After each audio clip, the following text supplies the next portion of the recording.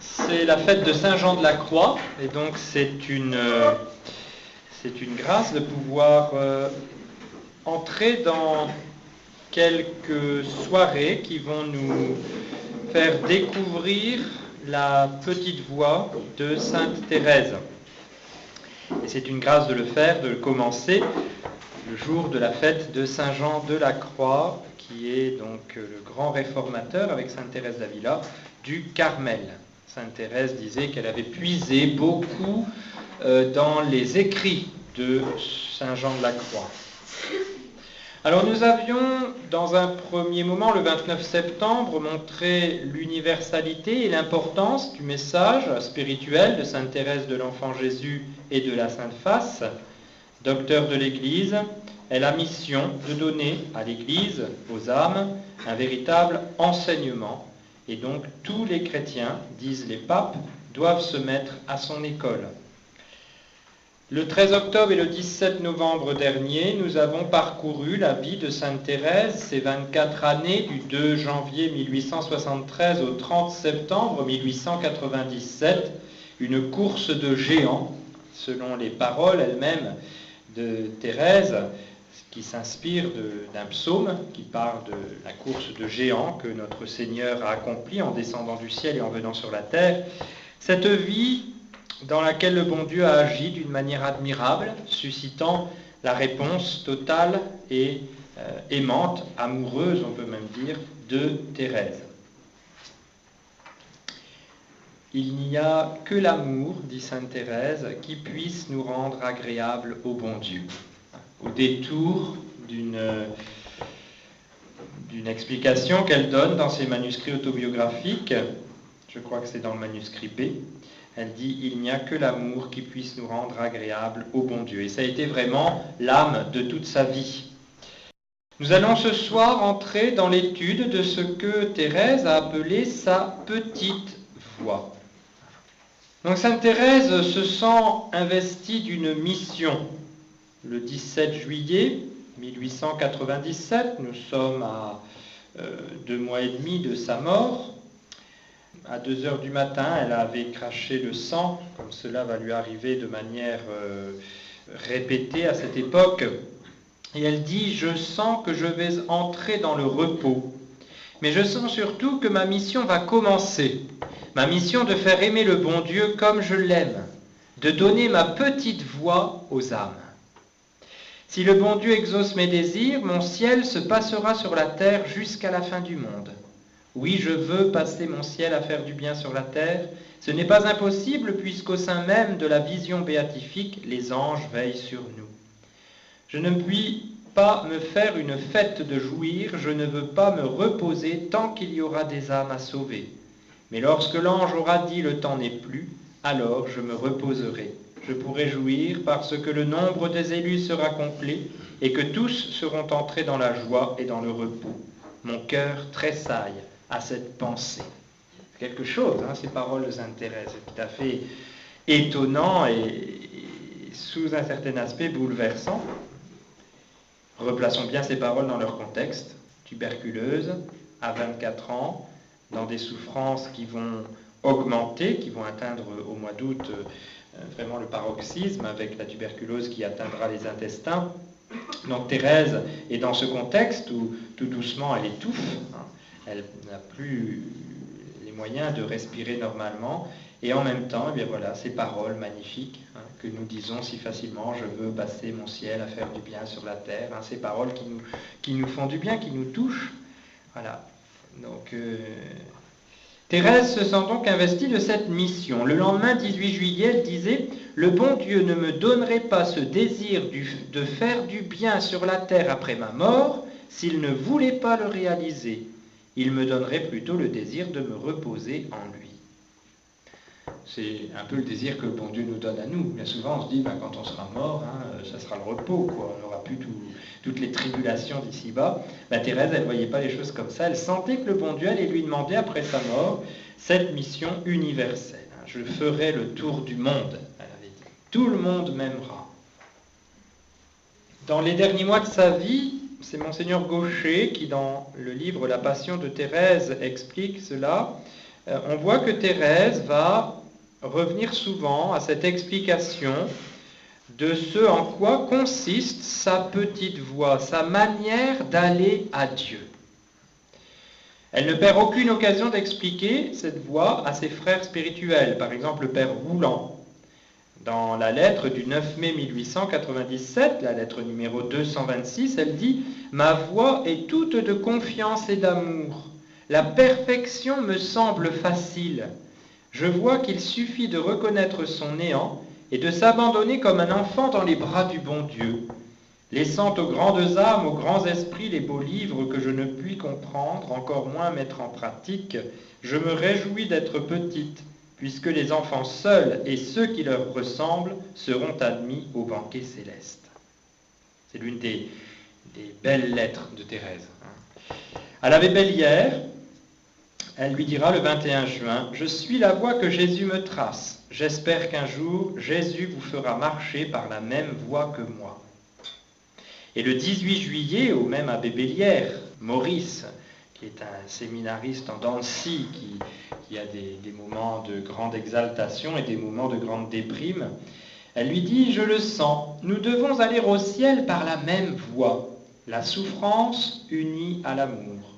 Quand je serai au port, je vous enseignerai, chers petits frères de mon âme, comment vous devez naviguer sur la mer orageuse de ce monde, avec l'abandon et l'amour d'un enfant qui sait que son père le chérit et ne saurait le laisser seul à l'heure du danger. » 8 jours plus tard, elle se fait encore plus directive, le 26 juillet. « Il vous est interdit, et elle souligne, interdit, d'aller au ciel par une autre voie que celle de votre pauvre petite sœur. La voie de la confiance simple et amoureuse est bien faite pour vous. » Je crois qu'un petit peu après, elle reçoit une photo de Maurice Bellière et elle s'amuse de donner des conseils à un militaire, puisqu'il est à l'époque au service militaire, comme à une petite fille. Je lui indique la voie de l'amour et de la confiance. Alors, veillons bien à ce sujet, à ne pas faire de contresens. On parle souvent, quand on parle de la petite voie de Sainte Thérèse, de la voie d'enfance spirituelle. Thérèse n'a jamais employé le terme. Elle a toujours parlé de voie de confiance et d'amour, voie d'abandon. Le mot voie d'enfance spirituelle sera évoqué après, quand on va se pencher sur les écrits, sur les enseignements de Sainte Thérèse. Et c'est ainsi, voie d'enfance spirituelle, que l'on qualifiera plus tard cette petite voie de confiance et d'amour. Mais c'est important de faire attention. Comme dit Monseigneur Gaucher, dans l'esprit de millions de gens à travers le monde, la sagesse thérésienne s'identifie exclusivement à la voie de l'enfance spirituelle.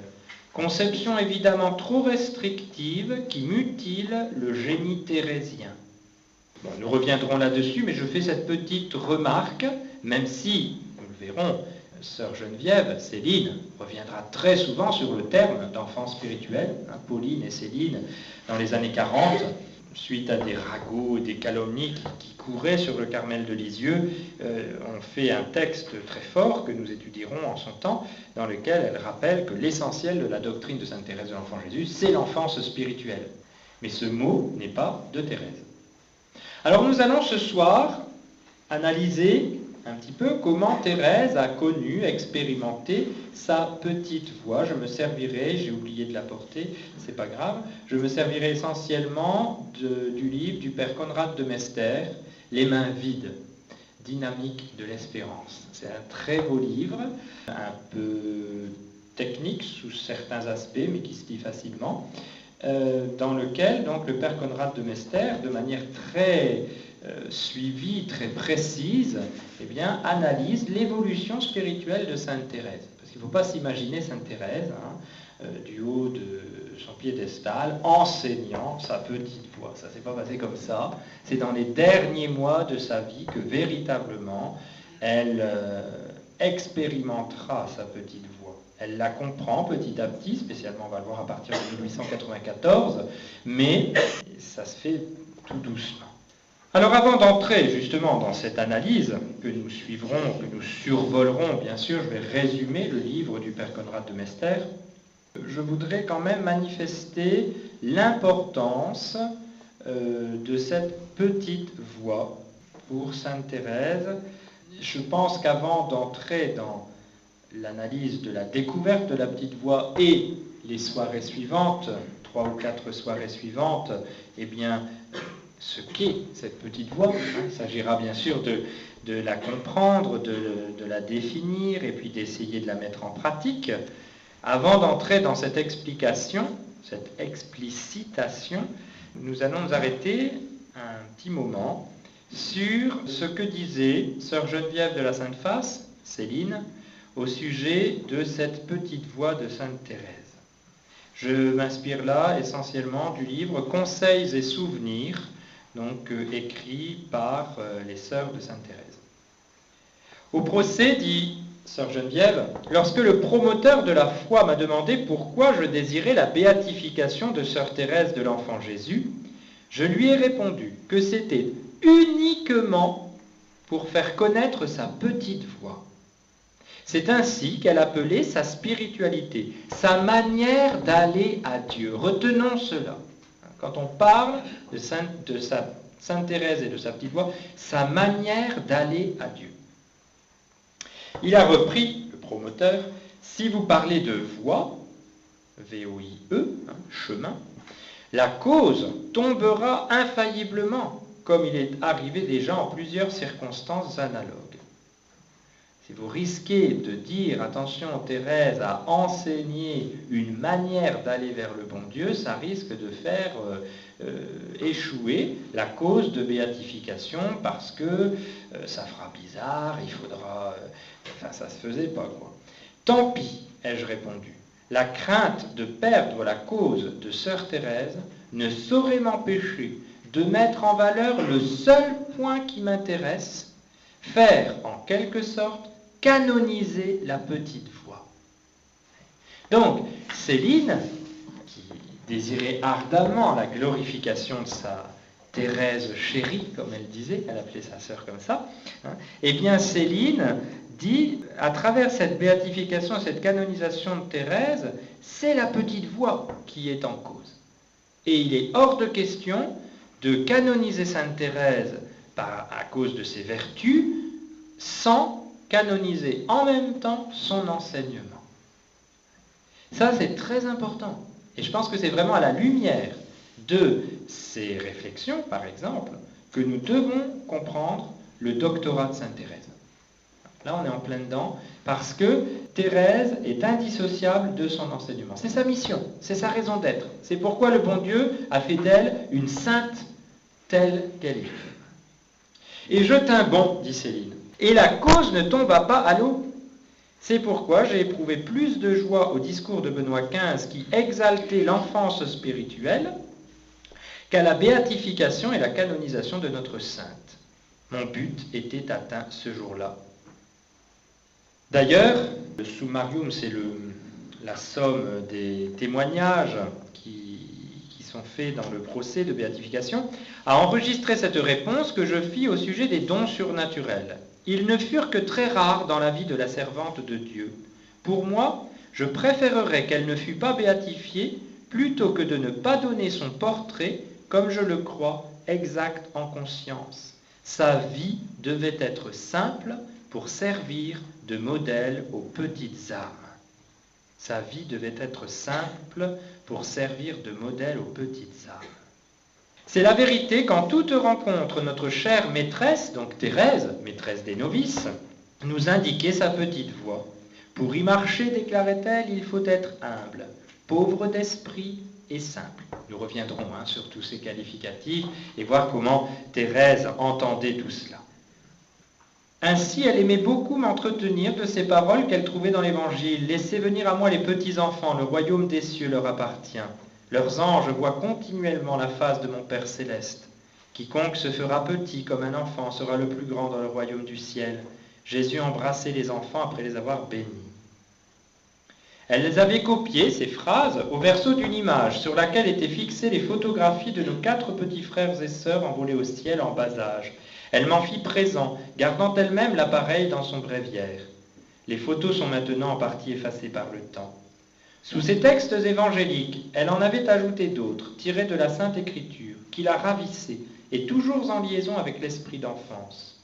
Citation de saint Paul. « Heureux ceux que Dieu tient pour justes sans les œuvres. Car à l'égard de ceux qui font les œuvres, la récompense n'est point regardée comme une grâce, mais comme une chose due. C'est donc gratuitement que ceux qui ne font pas les œuvres sont justifiés par la grâce, en vertu de la rédemption dont Jésus-Christ est l'auteur. » Citation de l'Épître aux Romains, chapitre 4, versets 4 et 6. Nous reviendrons là-dessus. Qu'est-ce que saint Paul entend par là? Ce ne sont pas les œuvres qui nous sauvent, c'est la grâce du Christ. Et Thérèse était très sensible à cet aspect, la gratuité du don de Dieu. Le Seigneur conduira son troupeau dans les pâturages, il rassemblera les petits agneaux et les prendra sur son sein. Prophète Isaïe, chapitre 40. Elle affectionnait tout particulièrement une gravure qui représentait un enfant assis sur les genoux de notre Seigneur et faisant effort pour atteindre son divin visage et le baiser. Je lui montrai un memento avec la photographie d'une enfant décédée en bas âge. Elle mit son doigt sur le visage du bébé en disant avec tendresse et fierté « Ils sont tous sous ma domination », comme si elle prévoyait déjà son titre de reine des tout-petits. Sœur Thérèse de l'Enfant Jésus était grande, elle mesurait 1,62 m, tandis que Mère Agnès de Jésus était beaucoup plus petite. Je lui dis un jour, « Si on vous avait fait choisir, qu'auriez-vous préféré, être grande ou petite ?» Elle répondit sans hésiter, « J'aurais choisi d'être petite pour être petite en tout. » On pense à Sainte Bernadette qui disait « J'aime tout ce qui est petit ». Pie XII, le futur Pie XII, lorsqu'il était légat de Pie XI à l'inauguration de la basilique de Lisieux le 11 juillet 1937, disait « Sainte Thérèse de l'Enfant Jésus a une mission, elle a une doctrine. Mais sa doctrine, comme toute sa personne, est humble et simple. Elle tient en ces deux mots, enfance spirituelle, ou en ces deux autres équivalents, petite voix. » Pie XII, qu'à la consécration de la basilique, dira « C'est l'évangile même, le cœur de l'évangile qu'elle a retrouvé. Mais avec combien de charme et de fraîcheur, si vous ne redevenez comme des enfants, vous n'entrerez pas dans le royaume des cieux. » Sainte Thérèse fêtait avec la plus grande piété chaque année le 25 mars, parce que, disait-elle, c'est le jour où Jésus, dans le sein de Marie, a été le plus petit. Elle aimait tout particulièrement le mystère de la crèche. C'est là que l'enfant Jésus lui dit tous ses secrets sur la simplicité et l'abandon. Mes protecteurs du ciel et mes privilégiés sont ceux qui l'ont volé, comme les saints innocents et le bon larron. Les grands saints ont gagné par leurs œuvres le ciel. Moi, je veux imiter les voleurs. Je veux l'avoir par ruse, une ruse d'amour, qui m'en ouvrira l'entrée à moi et aux pauvres pécheurs. L'Esprit Saint m'encourage, puisqu'il dit dans les Proverbes, « Aux tout petits, venez, apprenez de moi la finesse. » Elle est audacieuse, on verra l'audace de Thérèse, mais replacez ça dans le contexte historique de l'époque. Aujourd'hui, quelqu'un qui dit ça dans le contexte néo-moderniste actuel dans lequel nous baignons, ça ne serait pas étonnant, mais à l'époque, c'était quelque chose de tout à fait audacieux. Et c'est vrai, les saints innocents sont au ciel sans avoir rien fait. Le bon larron, il a mené une vie de patachon, puis à la dernière seconde, il se rattrape. Et bien Thérèse, elle dit, c'est comme ça que je veux faire, une ruse, voler le ciel. Je lui parlais des mortifications des saints. Elle me répondit, que notre Seigneur a bien fait de nous prévenir, qu'il y a plusieurs demeures dans la maison du Père. Oui, si toutes les âmes appelées à la perfection avaient dû, pour entrer au ciel, pratiquer ces macérations, il nous l'aurait dit, et nous nous les serions imposées de grand cœur. C'est beau ça. Si Jésus avait dit, pour aller au ciel, il faut se fouetter tous les jours, nous nous serions imposés cela de grand cœur, dit Thérèse. Mais il nous annonce qu'il y a plusieurs demeures dans sa maison. S'il y a celle des grandes âmes, celle des pères du désert et des martyrs de la pénitence, il doit y avoir aussi celle des petits-enfants. Notre place est gardée là, si nous l'aimons beaucoup, lui et notre Père céleste et l'Esprit d'amour. Que feriez-vous, lui disais-je, si vous pouviez recommencer votre vie religieuse? Il me semble, reprit-elle, que je ferais ce que j'ai fait. Vous n'éprouvez donc pas le sentiment de ce solitaire qui affirmait « Quand même j'aurais vécu de longues années dans la pénitence, Tant qu'il me resterait un quart d'heure, un souffle de vie, je craindrais de me damner. Non, je ne puis partager cette crainte. Je suis trop petite pour me damner, les petits enfants ne se damnent pas. Nous reverrons tout cela, hein. Mais j'insiste un petit peu justement pour montrer combien sœur Geneviève, qui a été formée par sa sœur, Thérèse, au noviciat, nous manifeste là combien sainte Thérèse voulait inculquer cette petite voix aux sœurs dont elle avait la charge. Toute découragée, le cœur encore gros d'un combat qui me semblait insurmontable, je vins lui dire, cette fois c'est impossible, je ne puis me mettre au-dessus de sa difficulté. Cela ne m'étonne pas, me répondit-elle. Nous sommes trop petites pour nous mettre au-dessus des difficultés. Il faut que nous passions par-dessous. Elle me rappela alors un trait de notre enfance que voici. Nous nous trouvions chez des voisins à Alençon. Un cheval nous barrait l'entrée du chemin. Tandis que les autres personnes cherchaient un autre accès, notre petite amie ne trouva rien de plus facile que de passer sous l'animal. Elle se glissa la première, me tendit la main, je la suivis en entraînant Thérèse, et sans courber beaucoup notre petite taille, nous parvînmes au but. Voilà ce que l'on gagne à être petit, conclut-elle. Il n'y a point d'obstacle pour les petits, ils se faufilent partout. Les grandes âmes peuvent passer sur les affaires, tourner les difficultés, arriver par le raisonnement ou la vertu à se mettre au-dessus de tout. Mais nous, qui sommes toutes petites, nous devons bien nous garder d'essayer cela. Passons dessous. Passer sous les affaires, c'est ne pas les envisager de trop près, ne pas les raisonner. Alors, remettons bien ça dans ce contexte. Elle s'adresse à des novices. Elle leur dit, ça ne sert à rien de s'arrêter à penser inutilement à des difficultés qui n'en valent pas la peine. Après, évidemment, il faut appliquer ça, mutatis mutandis, à chaque situation. Mais retenons, voyez, cette insistance de sainte Thérèse, nous sommes petits. Et donc, nous nous en sortirons si nous agissons toujours en ayant conscience de cette petitesse. Nous y reviendrons quand nous parlerons justement de ce en quoi consiste cette petite voix.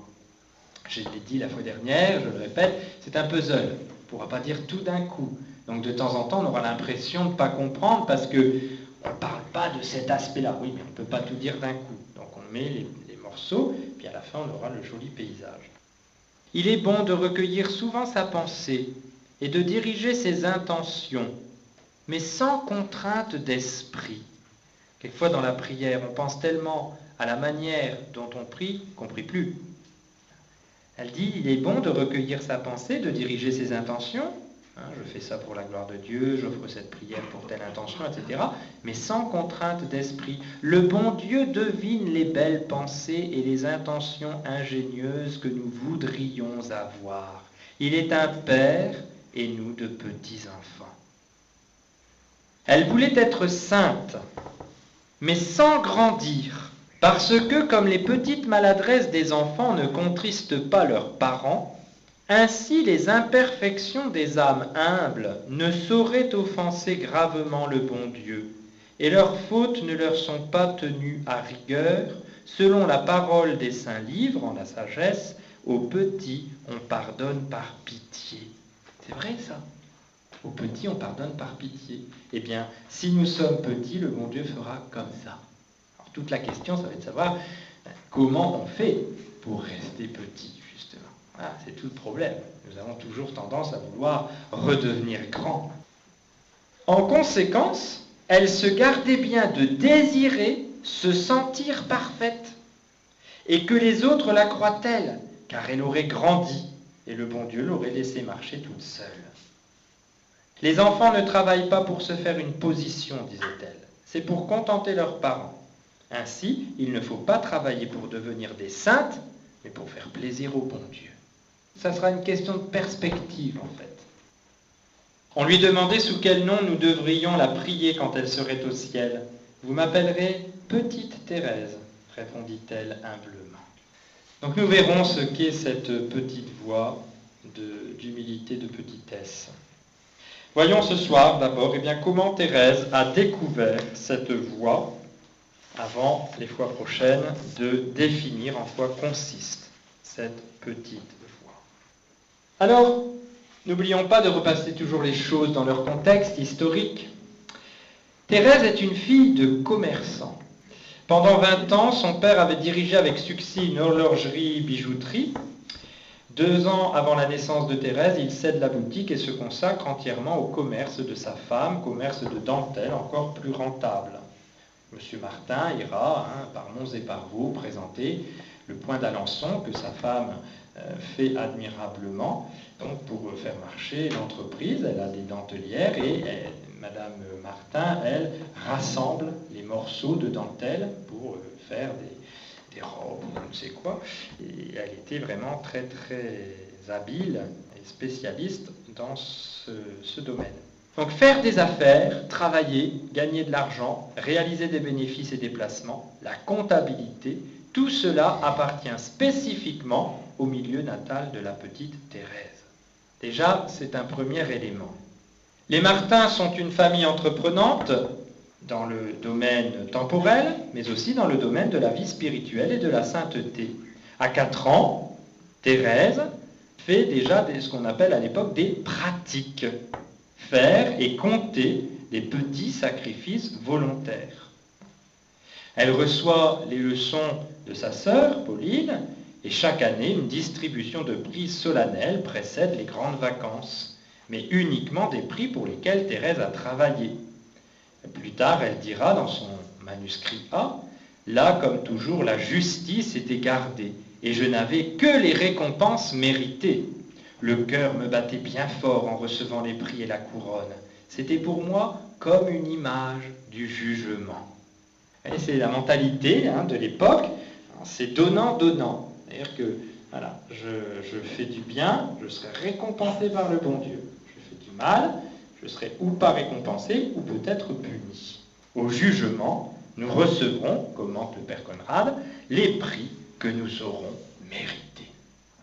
Donc ça, Thérèse baigne complètement dans cette ambiance qui n'est pas fausse, c'est pas faux de dire ça, mais qui est complètement imprégnée de cet esprit mercantile, on pourrait dire, un petit peu péjorativement, avec le bon Dieu.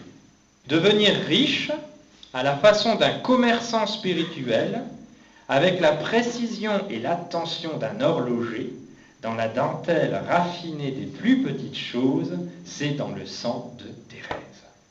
De son Carmel, Pauline, sœur Agnès, a composé un beau carnet enluminé qui court sur 10 semaines et contient chaque jour une courte prière avec chaque jour le nom d'une fleur. Thérèse doit, pour préparer sa première communion, réciter fréquemment la petite prière et réaliser beaucoup de petits sacrifices symbolisés par la fleur.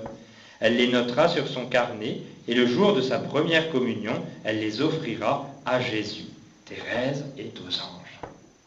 Tu ne sais pas le bonheur que cela m'a fait quand Marie m'a montré ton joli petit livre, écrit-elle à sœur Agnès. Je l'ai trouvé ravissant. Je n'avais jamais rien vu de si beau et je ne pouvais me lasser de le regarder. Tous les jours, je tâche de faire le plus de pratique que je peux et je fais mon possible pour ne laisser échapper aucune occasion. Je dis du fond du cœur les petites prières qui font l'odeur des roses et plus souvent que je le peux. Le score sera élevé, 68 jours de préparation, 1949 petits sacrifices, soit 27 petits sacrifices par jour, et 2773 petites prières, soit 40 par jour. Thérèse a 11 ans. À l'école, les sœurs, à l'abbaye, bien sûr, on lui dit que c'est important de faire des bonnes œuvres et de persévérer. Sur le petit carnet des sermons de la retraite préparatoire à sa première communion, Thérèse note « Je me suis promise de faire des efforts pour être bonne et d'avoir beaucoup de bonnes œuvres à présenter au bon Dieu. » Il faut arriver au bon Dieu les mains pleines. À la fin de sa vie, elle dira qu'elle veut arriver devant le bon Dieu les mains vides. Donc, Thérèse va évoluer dans sa spiritualité. Et à travers cette évolution, elle va découvrir cette petite voix, qui est la petite voix universelle. Au Carmel, Thérèse écrira au tout début de son entrée au Carmel, « Une journée de carmélite passée sans souffrance est une journée perdue. » Juste avant d'entrer au Carmel, elle écrira à Pauline, en mars 88, elle entrera le 9 avril. La vie passe si vite que vraiment il vaut mieux avoir une très belle couronne et un peu de mal que d'en avoir une ordinaire sans mal. Lutter, souffrir pour avoir une grande couronne au paradis. Il s'agit de performance. Rien de trop à souffrir pour conquérir la palme. Le temps passe vite, je le vois qui m'échappe avec une rapidité effrayante. Dépêchons-nous de faire notre couronne. On pourrait donc citer d'autres passages des lettres de Thérèse au début de sa vie au Carmel. Donc, premier aspect, cet aspect donnant-donnant, cet aspect volontariste, on dirait aujourd'hui un petit peu, qui cherche à gagner pour offrir quelque chose au bon Dieu. On dira d'une manière un peu large, mentalité de justice. Avec le bon Dieu, c'est donnant. Et c'est pas sans poser de difficultés. Bon, on ne pourra pas tout dire, évidemment, mais veillons, bien sûr, et c'est là que le message de Sainte Thérèse a apporté à l'Église cette bouffée d'air pur dont les âmes avaient besoin, parce que si cette manière de voir les choses et de les vivre n'est pas fausse, ce n'est pas sans poser de difficultés. Difficultés auxquelles Thérèse va être confrontée. Quelle est la difficulté ? C'est le péché. C'est le mal que nous avons à tenir à ce rythme de conquête, de justice, de performance, de gain. Et Thérèse est d'une conscience très délicate, de par son éducation. Elle est dans une famille où on a une très haute idée de la vie spirituelle et de la sainteté. Ses parents sont des saints. Donc, ils ont formé leurs enfants à cette délicatesse de conscience. Et Thérèse, dans sa psychologie, est une enfant d'une part très fine, très délicate, qui ressent très fortement les choses. Et en plus, nous avons vu qu'elle a été malade, blessée dans son affectivité, de par la mort de sa maman, et puis de par des déceptions, etc. Donc, la plus petite faute trouve une grande résonance dans l'âme de Thérèse. Douée, en raison de sa constitution psychique, dit le père Conrad, d'une sensibilité très fine, Thérèse devient encore davantage sensible par sa réelle grandeur d'âme. Petite enfant, elle serait restée éveillée toute la nuit à l'idée que le bon Dieu n'était pas entièrement content de la journée passée. Plus tard, cette finesse de sensibilité dégénérera en angoisse et en scrupule sous l'influence d'une frustration affective latente depuis la mort de sa mère. Et il restera toujours chez Thérèse une inquiétude cachée. On le voit, est-ce que le bon Dieu est content de moi ? Thérèse a dû payer un lourd tribut à la morale de son temps qui si aisément décelait un péché grave. C'est pour elle un énorme soulagement quand le père Pichon, peu de temps après son entrée au Carmel, nous l'avons vu la dernière fois, l'assure qu'elle n'a jamais commis de péché mortel. Mais il ajouta, si Dieu vous abandonnait, au lieu d'être un petit ange, vous devriez intriguer un petit démon. Ah, je n'avais pas de peine à le croire, poursuit Thérèse, je sentais combien j'étais faible et imparfaite. Il ne s'agissait pas d'une crainte au sujet d'un état actuel de péché, comme l'âme qui se poserait la question, suis-je en état de grâce ou n'y suis-je pas, mais une espèce de point d'honneur concernant son entière fidélité dans le passé, de sorte de ne pas avoir une poussière sur son blason. Cela implique un soin pour être achevé aux yeux de Dieu, impeccable, de manière à ne point se blesser soi-même en se regardant. C'était inconscient chez Sainte Thérèse, bien évidemment, de par le contexte dans lequel elle était, dans lequel elle vivait, mais c'était quand même, ça tenait à cela, c'est-à-dire pouvoir se rendre en quelque sorte justice à soi-même. Je n'ai rien fait de mal, je n'ai pas fait de péché grave, je suis impeccable, nickel, je peux me présenter au bon Dieu, les mains pleines. Le souci est beau, commente le père Conrad, mais il peut s'y cacher une subtile satisfaction de soi. Il a eu beaucoup à faire avec cette problématique de la faute. Sœur Agnès témoignera qu'au début de sa vie religieuse, la crainte d'offenser Dieu empoisonnait l'existence de Thérèse. Car inévitablement, Thérèse commet des fautes, bien que très minimes. Et la mentalité de son époque est bien marquée par le jansénisme. Les fautes sont interprétées sévèrement et entourées de reproches. Nous verrons, la prochaine fois, des extraits des prédications du prêtre lors de la retraite de préparation à la première communion, retraite suivie par Thérèse. Moi, je dis purement et simplement, c'est effrayant. C'est invraisemblable que des prêtres aient prêché ainsi à des enfants. Cette insistance, mais lourde, vraiment sur le péché mortel, mais c'est inconcevable, inconcevable.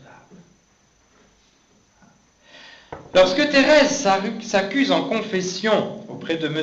Youf, qui est l'aumônier du Carmel, qu'il lui est souvent très difficile de dompter le sommeil durant la messe, petite jeune fille de 15 ans, qui vit l'austérité de la vie carmélitaine et qui, le matin à la messe, a tendance à s'endormir. Elle s'en accuse à confesse, bien évidemment. L'aumônier du monastère lui donne une sévère remontrance en assurant qu'elle offense Dieu. Les autres sœurs n'ont pas plus de chance. Un jour, il parvient à encourager une sœur de cette façon. « Ma pauvre enfant, tout ce que je puis vous dire, c'est que vous avez déjà un pied en enfer, et que si vous continuez, vous y mettrez bientôt le second. » Alors la pauvre sœur, effrayée, court voir la mère supérieure, mère Marie de Gonzague, qui lui dit « Soyez tranquille, moi j'y ai déjà les deux. » Voilà, c'est tout un contexte. C'est tout un contexte. Moi j'ai connu une personne qui m'a assuré, et cette personne, je suis absolument certain de la véracité de ses propos, une personne donc qui avait, c'était quand j'étais à Toulon, qui avait passé 80 ans, et qui me disait que lors de sa première confession, la sœur leur avait dit que si les enfants cachaient un péché en confession, il y avait une trappe qui s'ouvrirait et qu'elle tomberait dans un trou très profond. Et donc elle s'accrochait, elle, à la grille pour pas tomber si jamais par malheur la trappe elle venait à s'ouvrir. Non mais rendons-nous compte de l'état psychologique d'abord dans lequel on préparait ses enfants à ce sacrement de la miséricorde. Et en plus, mais d'abord c'était un mensonge de dire ça. Et ça existait, ça existait. Donc il y avait quand même, il fallait renouveler certaines choses dans l'Église, il n'y a rien à faire, ça, il ne faut pas dire le contraire. Bon, alors le père Conrad, là, je dirais peut-être, insiste un petit peu, mais il a raison d'insister pour bien faire ressortir cette réalité. Donc, chez Sainte Thérèse, de par sa conscience délicate, sa finesse psychologique, et de par l'air ambiant, eh bien, la résonance que le péché avait dans son âme. Thérèse veut, par ailleurs, aimer le bon Dieu. Elle veut aimer le bon Dieu, elle veut l'aimer totalement. Mais, et c'est toujours comme ça avec le bon Dieu, plus on veut l'aimer, et moins on l'aime. Moins on a l'impression qu'on l'aime, moins on sent qu'on est capable de l'aimer, et plus on veut l'aimer, et plus l'idéal recule. C'est comme ça dans la vie chrétienne. On n'est jamais arrivé, et plus vous avancez, plus vous avez l'impression que le bon Dieu s'éloigne. C'est pas que le bon Dieu veut nous embêter, c'est qu'en fait, il nous attire et il nous élève. L'idéal de l'amour réciproque, chez Thérèse, devient de plus en plus élevé. Faire ce que Dieu a fait pour nous, comment jamais y parvenir, comment rivaliser avec lui, comment rendre la pareille. C'est toute la question. Alors dans cette mentalité un petit peu de justice, de donnant-donnant, où le péché a une grave résonance dans l'âme, le désir d'aimer, eh bien, elle est bien présent, elle veut être sainte. Et elle voit qu'elle ne va pas y arriver, qu'elle n'y arrive pas concrètement. Et ça va être le problème de Thérèse. Petit à petit, nous anticipons déjà un peu, mais c'est pour faire comprendre, Thérèse va être amenée devant cette impasse à comprendre que la sainteté ne sera plus sa propre performance, mais un don de Dieu. Et ça, ce sera le grand changement dans sa vie. Un événement important se passe en 1893. Février 93, sœur Agnès, Pauline, devient prieure. Sœur Agnès est la deuxième maman de Thérèse. Souvenez-vous, quand Zélie était morte, eh bien, Thérèse avait pris Pauline pour maman. Elle écrira dans son manuscrit A, « Je suis d'une nature telle que la crainte me fait reculer. Avec l'amour, non seulement j'avance, mais je vole. Ô ma mère, ce fut surtout depuis le jour béni de votre élection que je volais dans les voies de l'amour. Ce jour-là, vous deveniez mon Jésus vivant. » Donc Pauline devient supérieure, elle devient mère de Thérèse dans la vie religieuse. Et donc, pour Thérèse, c'est évidemment l'occasion d'une envolée. Jusqu'ici, depuis 1888 à 1892, on peut dire que Sainte Thérèse avait surtout dans sa vie spirituelle travaillé l'humilité en s'efforçant de devenir humble par rapport aux autres. Donc, elle veut descendre dans l'estime que les autres ont d'elle.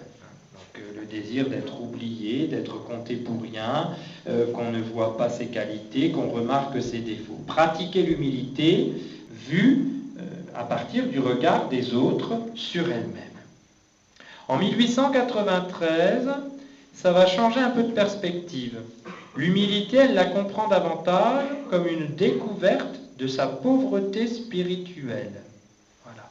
C'est être humble, non plus en cherchant à pratiquer l'humilité en tenant compte du regard des autres sur soi-même, mais cette fois-ci à pratiquer l'humilité en ayant un sentiment humble de soi-même. Voilà.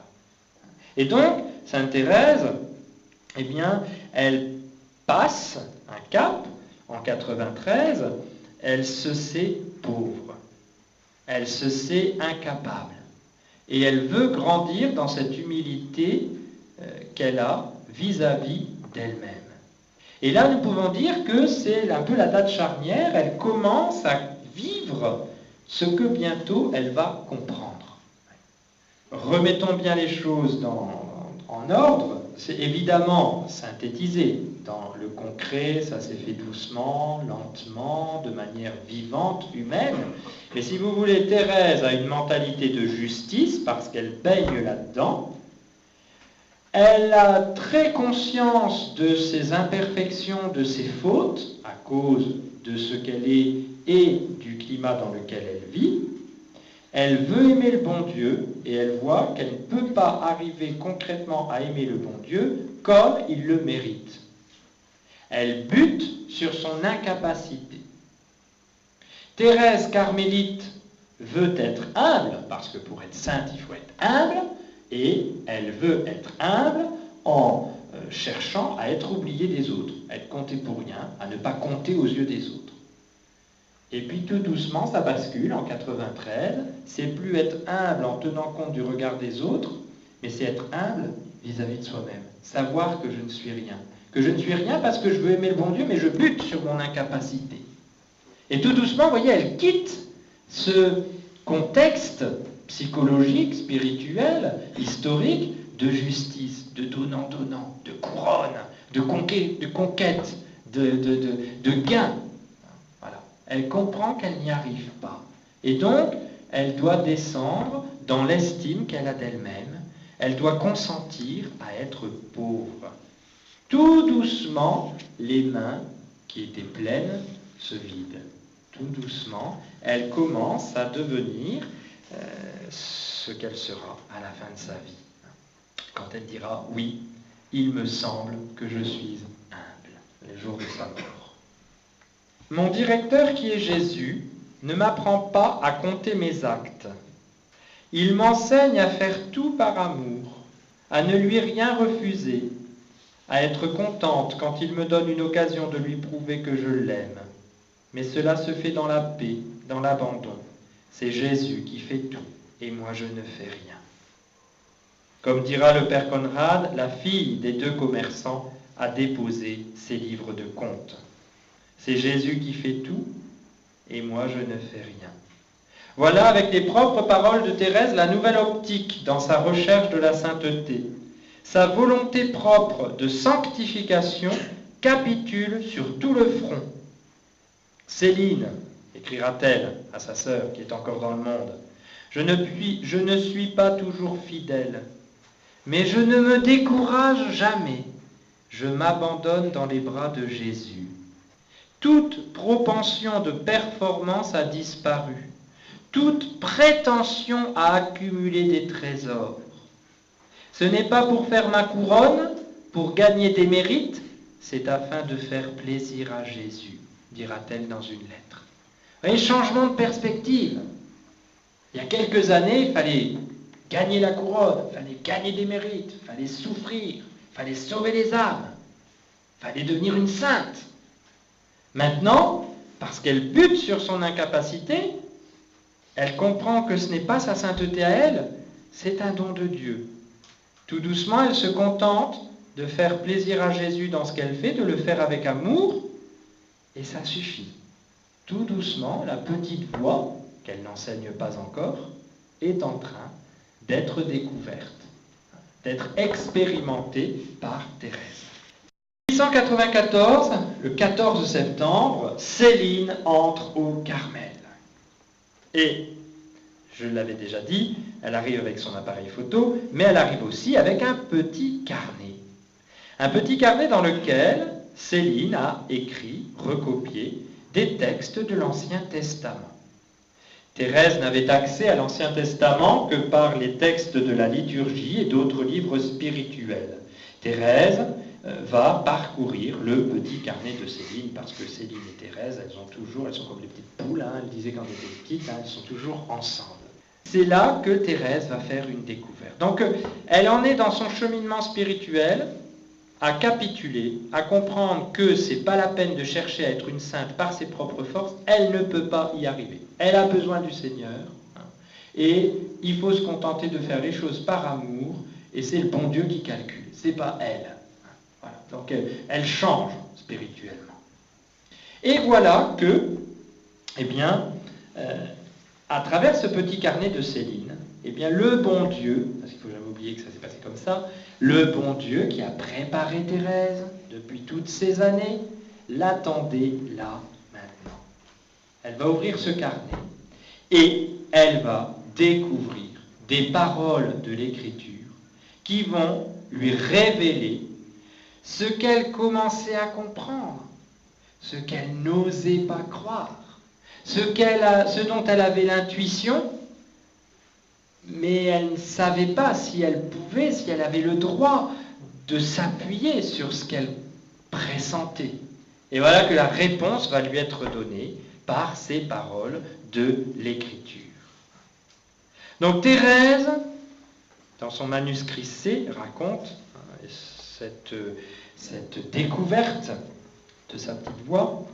Thérèse veut être une sainte, et parallèlement à ce grand désir qui est dans son âme, elle ne peut pas arriver à cette sainteté. J'ai toujours désiré d'être une sainte, mais hélas, j'ai toujours constaté, lorsque je me suis comparé aux saints, qu'il y a entre eux et moi la même différence qui existe entre une montagne dont le sommet se perd dans les cieux et le grain de sable obscur. Vous voyez, il y va là d'une question vitale, dit le père Conrad, pour beaucoup de croyants. Beaucoup de croyants qui se reconnaissent en Thérèse, qui font cette même expérience. Et je dirais, si nous voulons avoir une vie chrétienne qui soit digne de la dignité de notre baptême, nous faisons tous l'expérience de ce désir de la sainteté, et puis on est tous à côté de la plaque, on n'y arrive pas, c'est dur, on rechute, etc. Et voilà pourquoi Sainte Thérèse est universelle. Voilà pourquoi beaucoup d'âmes trouvent en elle un écho de ce qui se passe dans leur propre âme. C'est pour ça que c'est important. Et le cœur du problème, c'est ça, c'est le désir de la sainteté et l'incapacité d'y arriver. Alors, où elle est la solution? Où on se contente à une vie médiocre, et puis tant pis, et ça va pas, on capitule, c'est pas la sainteté, c'est la médiocrité.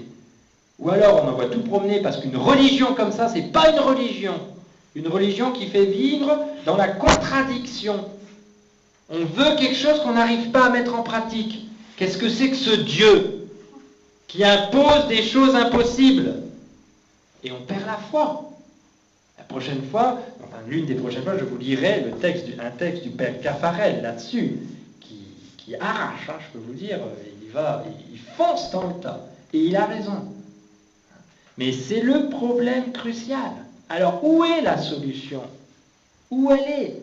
Voilà le malheur de Thérèse, voilà son drame, voilà ce à quoi elle était confrontée. Mais en même temps, donc, une certitude intime lui défend de céder au désarroi et au découragement. Au lieu de me décourager, je me suis dit, le bon Dieu ne saurait inspirer des désirs irréalisables. Je puis donc, malgré ma petitesse, aspirer à la sainteté. Il est peu probable qu'au moment de sa découverte, Thérèse ait raisonné si explicitement. Ce fut sans doute une intuition subite et libératrice qui, comme une semence, tomba dans un terrain fructueux préparé depuis longtemps. La conviction vivait en elle, était devenue une constante. Donc évidemment, quand elle raconte ça, elle fait un flashback, comme on dit, elle fait un retour en arrière, et donc elle relit sa vie. N'empêche, elle a bien eu cette difficulté, et le petit carnet de Céline va arriver au moment voulu. C'est souvent comme ça, vous savez, le bon Dieu, il sait ce qu'il fait, c'est au moment où il faut, et pas avant ni après, qui vous met le livre qui va bien, le prêtre qui va vous faire du bien, la rencontre providentielle avec quelqu'un qui va vous remettre sur les rails, etc., etc. C'est comme ça. Me grandir, dit Thérèse, c'est impossible. Je dois me supporter tel que je suis avec toutes mes imperfections. Je veux chercher le moyen d'aller au ciel par une petite voie bien droite, bien courte, une petite voie toute nouvelle. C'est pas rien d'écrire ça à son époque. Consciente de son inévitable petitesse qui a tout essayé, ça sera un autre aspect de la question, on fera toute une instruction là-dessus. La place de l'effort, de la générosité, du sacrifice dans cette petite voie de Sainte Thérèse. Parce que quand elle vous dit « c'est Jésus qui fait tout, moi je ne fais rien », alors à Lisieux, ils vous mettent ça, bien sûr, c'est très beau, c'est tranquille, mais il faut comprendre ce que ça veut dire. Elle est consciente de sa petitesse, de son impuissance, de son incapacité, qui a tout essayé. Elle s'est bagarrée, Thérèse, avec elle-même. Persuadée de l'impuissance de son amour, Thérèse s'approche de l'Écriture, de Dieu même. Et à cette époque, elle est à la recherche d'une solution qu'elle ne trouve pas. Thérèse cherche un ascenseur qui monte infailliblement droit, un ascenseur spirituel vers la sainteté la plus haute. Durant son voyage à Rome, Thérèse avait vu des ascenseurs. C'était tout nouveau, ça venait de sortir, dans les hôtels où elle avait logé. Eh bien, elle fait le parallèle, elle dit « Moi, je veux un ascenseur spirituel ». Par l'escalier que l'on gravit laborieusement, elle n'y est pas arrivée. Elle a essayé de prendre l'escalier, elle n'y est pas arrivée.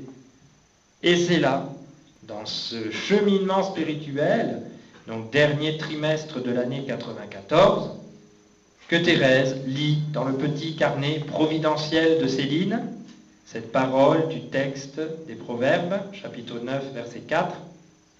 « Si quelqu'un est tout petit, qu'il vienne à moi. » Si quelqu'un est tout petit, qu'il vienne à moi. Dans sa petitesse, elle peut donc approcher de Dieu. Pleine de confiance, Thérèse se tourne vers Dieu avec un cœur plein d'espérance, tout accueillant. Et elle continue sa recherche. Que lit-elle quelques pages plus loin? Isaïe chapitre 66, versets 12 et 13. « Comme une mère caresse son enfant, ainsi je vous consolerai. Je vous porterai sur mon sein et je vous balancerai sur mes genoux. » Ah, jamais paroles plus tendres, plus mélodieuses ne sont venues réjouir mon âme. L'ascenseur qui doit m'élever jusqu'au ciel, ce sont vos bras, ô Jésus. Comme une mère caresse son enfant, je vous consolerai, je vous porterai sur mon sein, je vous balancerai sur mes genoux.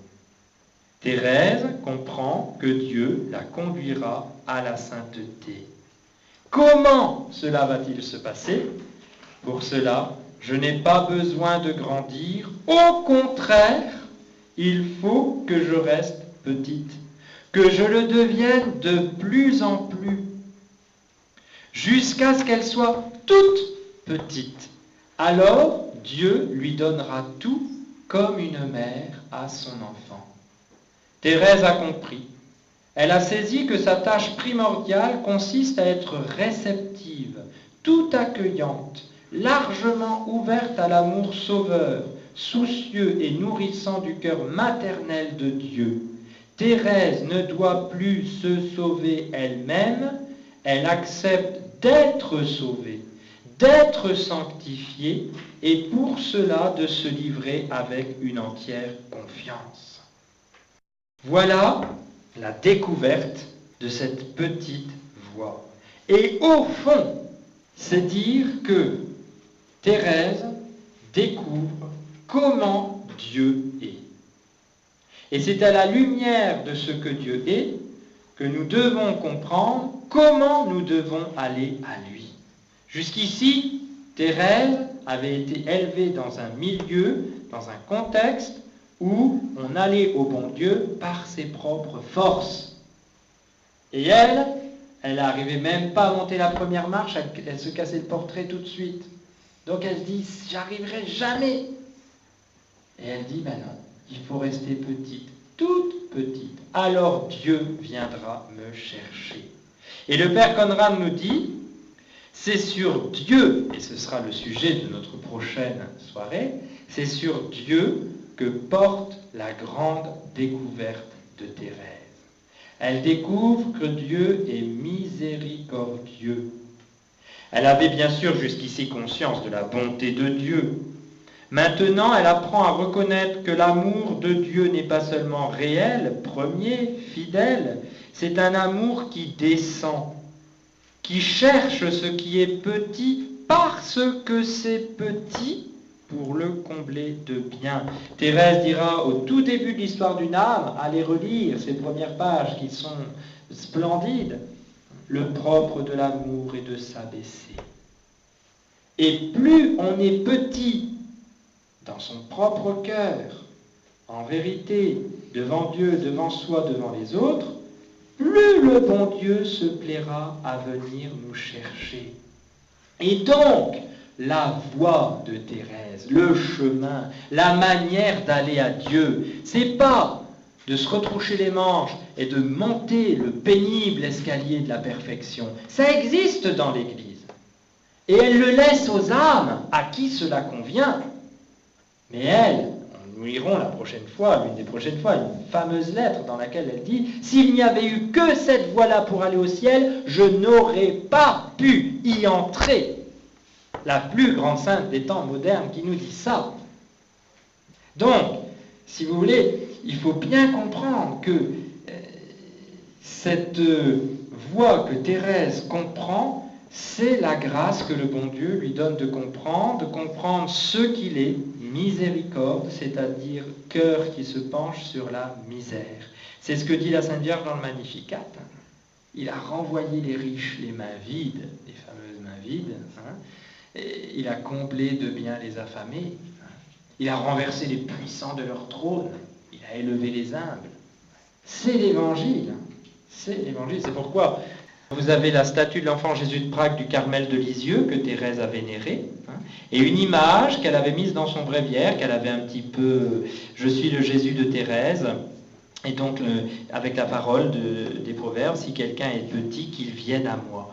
Et elle aimait bien cette image parce que Jésus montre le ciel d'un air de dire à Thérèse « C'est là que tu seras ». C'est cette petite voix, bien sûr, qui est toute fondée sur la dévotion à l'enfance de notre Seigneur. Et là, vous voyez, Thérèse, dans son cheminement spirituel, va beaucoup parler de petitesse, mais qui ne sera plus principalement humilité, qui deviendra désormais confiance. Donc on pourrait analyser le cheminement spirituel de Sainte Thérèse, 88-93, l'humilité, descendre aux yeux des autres, être méprisé, être oublié, qu'on ne se rende pas compte du bien que je fais, etc., etc. 93, cette humilité, c'est davantage la conscience de son propre néant, de sa propre incapacité, parce qu'on peut se dire, il faut que je sois humble. Donc il faut que les autres, ils ne me regardent pas, il faut que les autres, ils ne m'aiment pas, il faut que les autres, ils me considèrent nul, patati, patata, mais je suis quand même quelqu'un de bien. Mais il faut que les autres, ils me regardent d'une manière qui me permette de pratiquer l'humilité.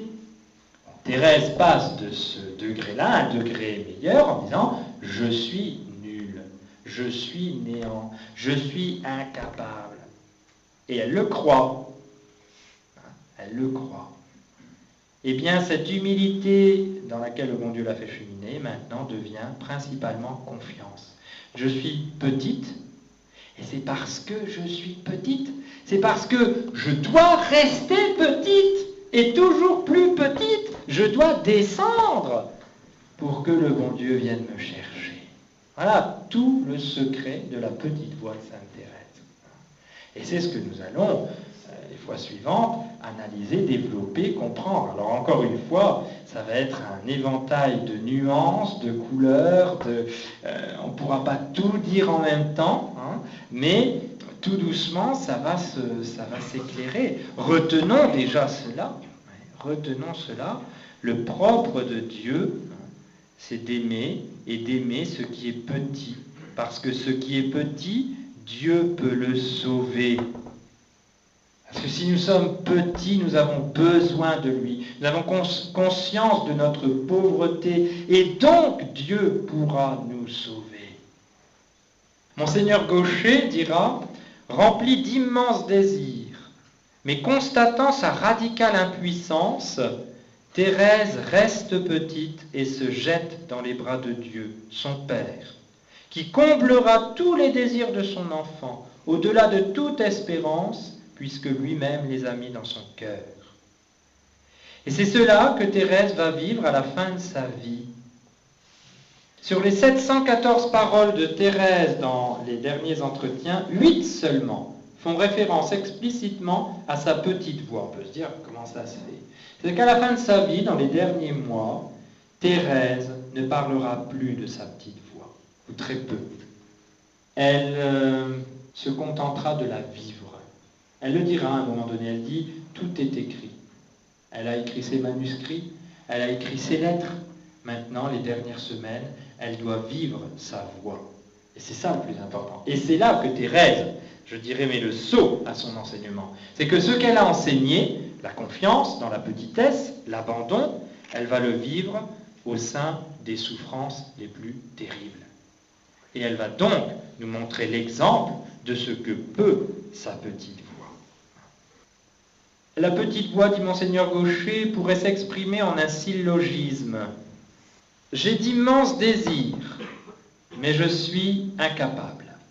Or, Dieu n'inspire jamais de vains désirs. Donc, en lui faisant confiance, je réaliserai mes désirs, puisque c'est lui qui les réalisera. Tout se joue sur la confiance. Confiance dans la puissance de Dieu qui est capable de faire de quelqu'un qui est tout petit, quelqu'un de très, très, très grand. C'est tout le paradoxe, encore une fois. Et c'est pourquoi le Père Conrad de Mester titre son livre, Les mains vides, « Dynamique de l'espérance ». Toute la doctrine thérésienne repose sur la vertu d'espérance. C'est un travail que j'aimerais bien que quelqu'un fasse un jour, ce serait de relire tout le traité de l'espérance dans saint Thomas d'Aquin et de faire l'étude à partir de Thérèse de Lisieux. Et je suis convaincu qu'on trouverait des choses splendides. L'acte d'offrande, je termine par là, du 9 juin 1895, Thérèse commence cet acte d'offrande. Ô mon Dieu, Trinité bienheureuse, je désire vous aimer et vous faire aimer. Travailler à la glorification de la Sainte Église, en sauvant les âmes qui sont sur la terre et en délivrant celles qui souffrent dans le purgatoire. Je désire accomplir parfaitement votre volonté et arriver au degré de gloire que vous m'avez préparé dans votre royaume. En un mot, je désire être sainte. Mais, et le mais pèse très lourd, je sens mon impuissance. Et je vous demande, ô mon Dieu, d'être vous-même ma sainteté.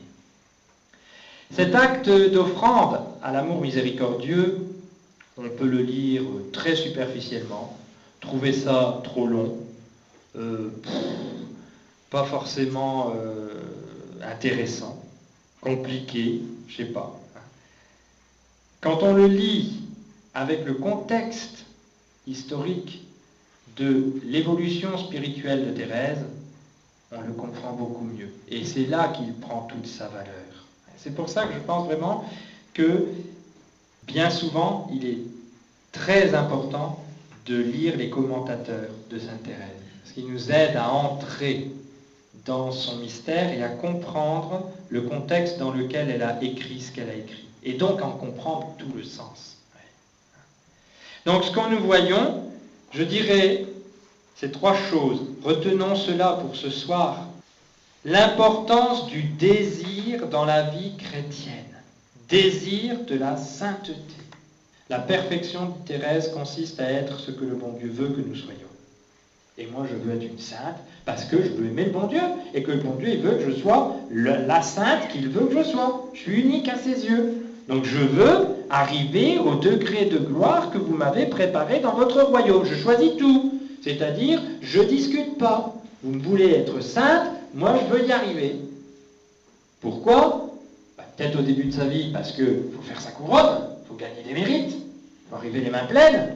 À la fin de sa vie, c'est pour faire plaisir au bon Dieu, tout simplement. Mais la réalité du désir est toujours là, n'a jamais changé. C'est une chose très importante. Et c'est peut-être là que les modernes se trompent en interprétant mal sainte Thérèse et en faisant de sainte Thérèse une sainteté facile. Je ne dis pas les commentateurs, mais la manière dont on présente quelquefois sainte Thérèse, je dirais dans une catéchèse actuelle, pastorale, paroissiale ou que sais-je. C'est pas ça, on se trompe là, on se trompe. Il y a un désir chez Thérèse de sainteté absolue. Alors nous en parlerons de ça, hein, parce que ça pose un problème. C'est sa sœur, j'anticipe déjà un petit peu parce que je ne peux pas faire autrement, mais c'est sa sœur, sœur Marie du Sacré-Cœur, qui lui dira « Mais vous voyez pas tous les désirs que vous avez dans votre cœur, c'est la preuve que vous êtes une sainte, mais moi ces désirs, je ne les ressens pas, j'ai pas du tout envie de faire tout ce que vous voulez faire. » Et Thérèse va encore une fois lui répondre en retournant le problème, en disant « Mais si j'ai ces désirs, c'est parce que je suis toute petite. Et que le bon Dieu, il doit mettre ses désirs dans mon cœur pour que je puisse un petit peu m'élever vers lui. Mais vous qui ne ressentez pas ces désirs, hein, et bien c'est justement parce que vous êtes une âme de choix et que le bon Dieu, il sait que vous allez cheminer rien que pour son amour sans rien ressentir. L'important, c'est pas de sentir, l'important, c'est de marcher. Et elle va lui remonter le moral comme ça. Et on a cette magnifique lettre de Thérèse qui est très importante et que nous étudierons. Mais, l'autre bout de la chaîne, conscience de notre radicale incapacité à devenir saint par nous-mêmes. Alors on se trompe, soit parce qu'on n'a pas du tout envie d'être un saint, parce que être un saint, une sainte, c'est pour les autres, c'est pas pour moi, de toute façon je suis nul, patati patata, soit, ouais, moi je vais être un saint, hein, puis mon Dieu va voir, je vais y arriver. Et on se cogne, on a des bleus partout, et un jour on pète les plombs, excusez-moi de dire ça comme ça, mais c'est ça, un jour on en va tout promener parce que c'est pas possible, j'y arrive pas. Donc Thérèse, elle tient les deux. Désir de la sainteté, radicale incapacité à y parvenir par elle-même. Qu'est-ce qui la sauve? Le recours à la miséricorde de Dieu. En restant petit, confiant, abandonné. Et là, nous avons la trame de ce que nous allons étudier, si le bon Dieu le veut, dans les semaines qui viennent. Donc justement, miséricorde de Dieu, humilité et en même temps confiance et abandon. Ce sera, je dirais, les caractéristiques de cette petite voix de Thérèse et des vertus que nous devons pratiquer dans cette petite voie. Foi en l'amour, petitesse, confiance, abandon. Et derrière ces mots, il y a plein de choses qu'il va falloir évidemment nuancer à la lumière des enseignements de la vie et des écrits et des paroles de Sainte Thérèse.